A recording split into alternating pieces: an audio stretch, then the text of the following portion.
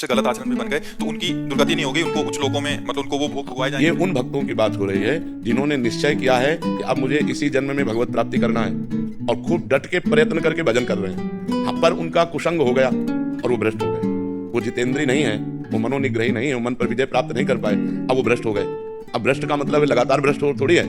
अब वो भ्रष्ट हो गए, प्रयासरत थे भजन में, उनका लक्ष्य था भगवत प्राप्ति और शरीर पूरा हो गया, भगवान के दर्शन नहीं हो पाए, भगवत प्राप्ति नहीं हुई, तत्वबोध नहीं हुआ, तो उस भ्रष्ट का क्या गति होगी? भगवान श्री कृष्ण से अर्जुन जी ने पूछा तो उस भ्रष्ट की क्या गति होगी? तो भगवान ने बताया कि ऐसे जो भ्रष्ट होते हैं वो नरक तो जा नहीं सकते, क्योंकि भगवान का नाम जप करते थे, भगवान के मार्ग में थे, भगवान के आश्रित थे, वो नरक नहीं जा सकते। अच्छा, उनका पतन नहीं हो सकता, क्योंकि जैसे आपने 500 नाम जप किया तो आपके 500 नाम तो स्टॉक में जमा है। अब आप भ्रष्ट हो गए, गलत आचरण किए, तो उसका आपको दंड मिलेगा, लेकिन वो दंड खत्म होते ही आप 500 भजन से ऊपर चलेंगे।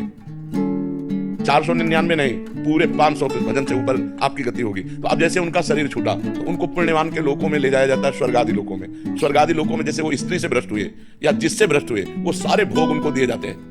ये उनका पुण्य क्षय नहीं होगा। जैसे यज्ञ करके कोई स्वर्ग जाए, दान पुण्य करके स्वर्ग जाए, तीर्थ यातन करके स्वर्ग जाए, तो उनका पुण्य क्षय होगा और वो पुण्य क्षय होने के बाद मृत्यु लोक में फिर पुनः अशुभ गति को भी प्राप्त हो सकते हैं। लेकिन वो भजन करने वाले का भजन तो स्टॉक में जमा है और उसका जैसे वीआईपी स्वागत हो, ऐसे स्वर्ग आदि लोकों में जिन भोगों के कारण भ्रष्ट हुआ उन भोगों की बाहुल्यता उसको होगी और जब उसकी उन भोगों में अरुचि हो जाएगी तब उसका जन्म होगा श्रीमान, कुलवान, धनवान, राज वैभव संपन्न, भोग संपन्न, और वहां जन्म लेकर के उसको ऐसा वातावरण मिलेगा भक्ति का, वैराग्य का, कि पूर्व का जो साधन है वो उन्हें उन भोगों में लगने नहीं देगा।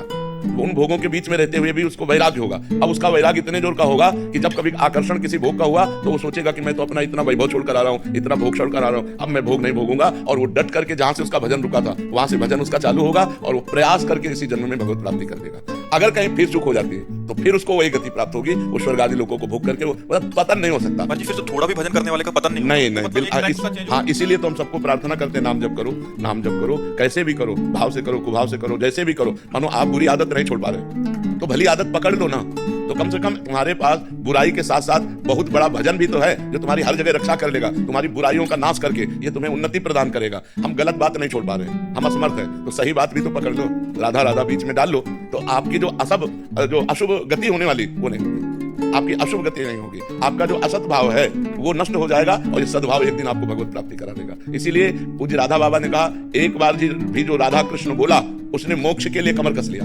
एक बार भी राधा कृष्ण बोला तो उसने मानो मोक्ष के लिए कमर कस लिया। अब एक बार राधा कृष्ण जो बोला तो उसका पतन नहीं हो सकता, वो नरक नहीं जा सकता, क्योंकि भगवान का नाम उसके पास। ये तो बहुत बड़ी बात है, शब्दों में तो छोटी लगी। हाँ, तो इसीलिए तो, पर सबकी रति कहाँ होती है? जो इसीलिए कहा गया है कि भगवान जब कृपा करते हैं तो संत संग देते हैं, क्योंकि संत संग से भगवान के नाम रूप लीला धाम में आसक्ति हो जाती है। बिना सत्संग के नाम जब होगा ही नहीं, तो अगर नाम थोड़ा भी जप लिया तो मंगलमय हो जाएगा, उसका पतन नहीं होगा, वो कभी अधोगति को प्राप्त। नामे भक्ता प्रणश्यति अपिचेत सुदुराचारो भजते माम अनन्य भाग साधुरेव समन्तव्या सम्यक व्यवसिता। ऐसा सुदुराचारो माने होता सांगोपांग दुराचार करने वाला, भरपूर दुराचार करने वाला।